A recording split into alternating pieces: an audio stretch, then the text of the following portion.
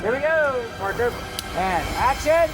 You ever arrest anybody you thought was innocent? But you can't prove it. She was framed by her husband for his murder. Hi, Mommy. Hello, sweetie pie. Daddy. Nick? But murder That's somebody I'm looking for. is only a crime Hello, Nick. the first time around. It's called Double Jeopardy. I could shoot you in the middle of Mardi Gras and they can't touch me.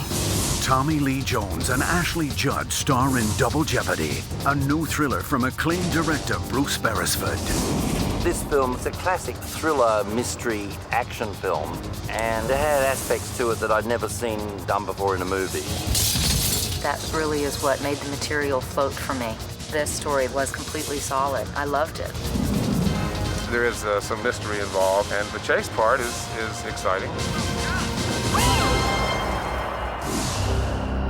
And roll camera. Action, Ashley!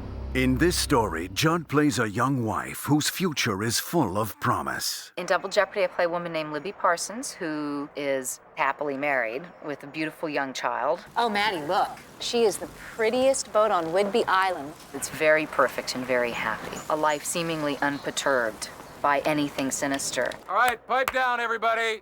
I'm about to give a speech here. The character that I play, Nick Parsons, is Ashley Judd's husband. And he's particularly driven, an ambitious guy, and they're reasonably wealthy. They have a huge house on the water with numerous watercraft. Alaska's over that way. Japan is straight ahead, and Australia somewhere to the left. Where would you like to go? We should do this more often. Go away, just the two of us, with nobody else around. What causes the cataclysmic change in my life is the seeming murder of my husband. Mayday! State your emergency, Morningstar. I've been stabbed. Which all logical clues say I committed. Nick! This is the Coast Guard! With the knife down, ma'am, and step away!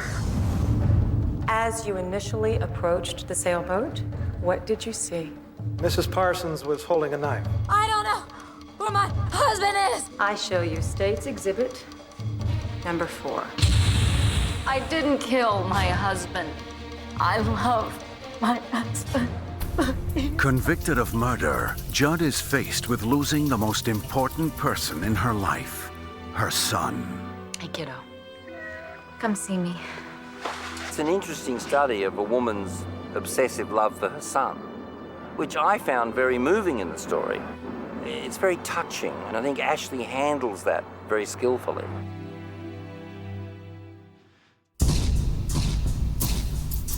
Sentenced to prison, Judd faces an uncertain future.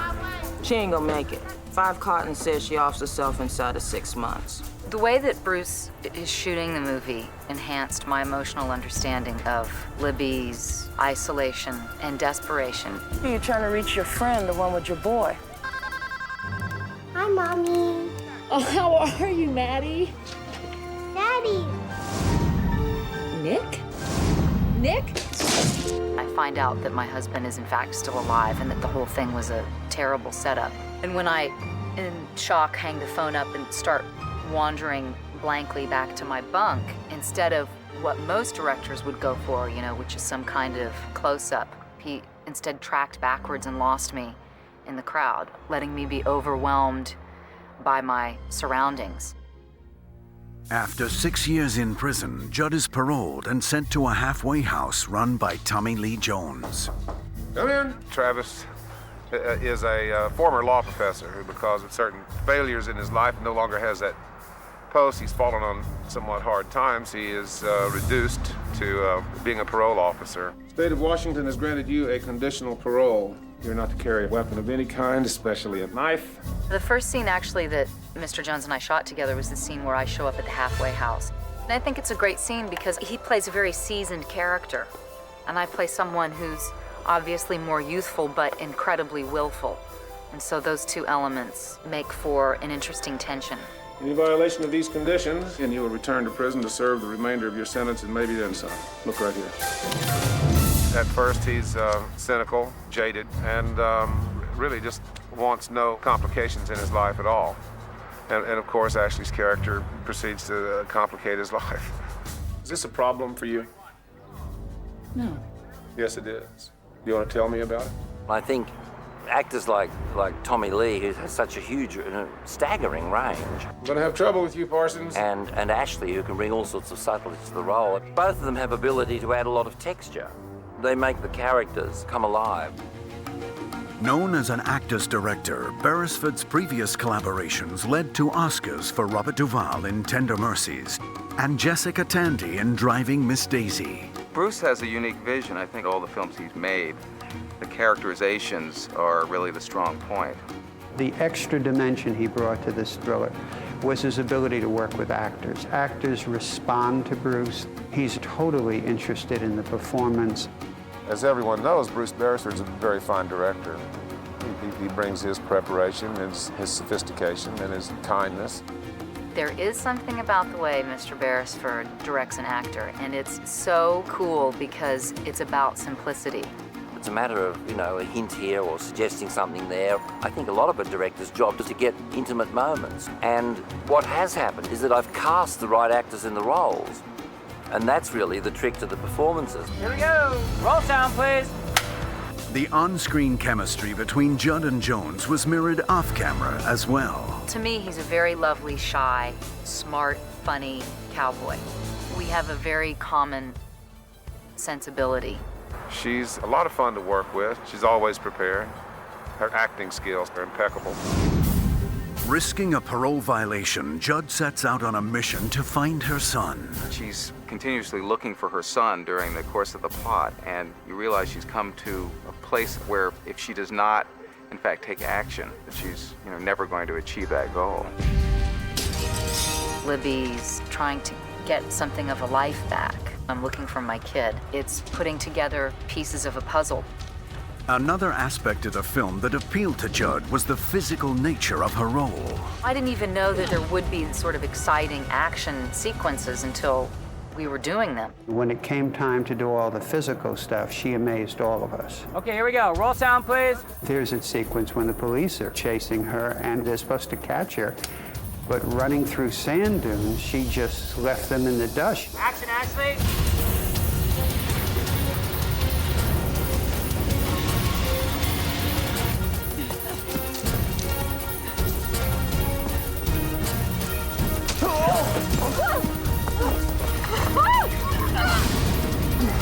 Jesus Christ, what are you doing here? Guys? Everybody all right?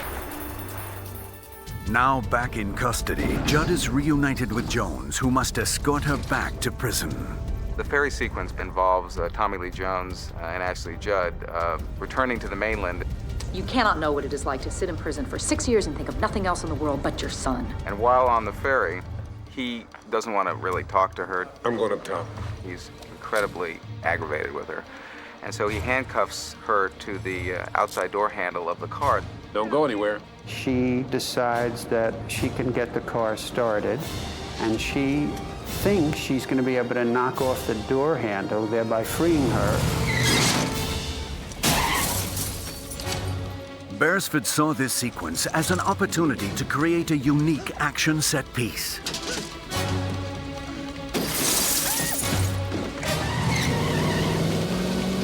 It wasn't just another shootout. The car going off the ferry and her being handcuffed to the doorknob. I thought, I think this is a sequence I actually haven't seen. 104, take 2. A and B, come and marker. Action! For the actors, the true danger occurred once the car hit the water. No one had ever done anything like this before, and we had to do it with two big movie stars. They were both pretty fearless. These two actors are the best actors for physical action that I've ever worked with. Not only are they in good shape, but they actually love the challenge of doing physical things. Tommy was an accomplished scuba diver, so he was ready for this stunt.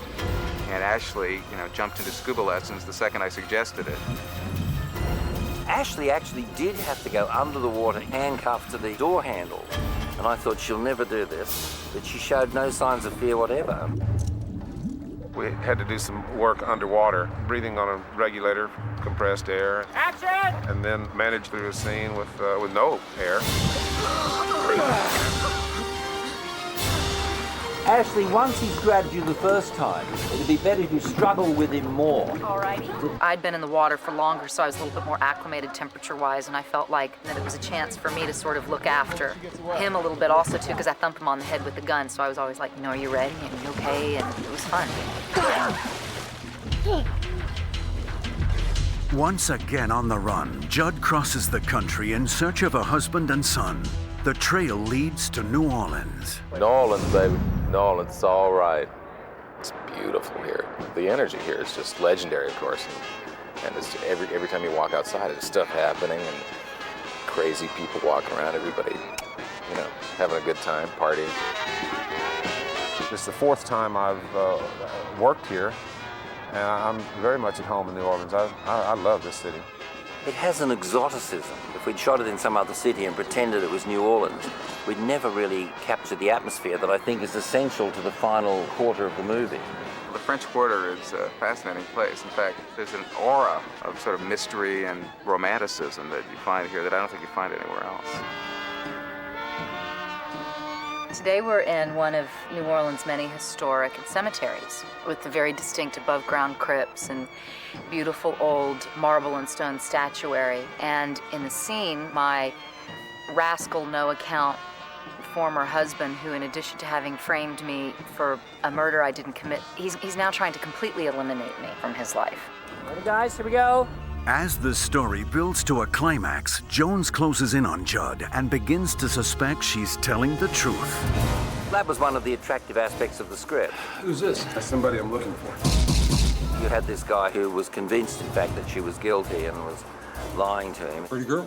She's very pretty for a convicted murderer. The relationship changes over the course of this telling of the story. I want you to get the Washington driver's license photograph of one Nicholas Parsons. He really dismisses me at first, but he finds out that I wasn't lying. You ever arrest anybody you thought was innocent? When you think you figured it out, you ain't. You ever hear of something called double jeopardy? Huh? The state says you already killed your husband.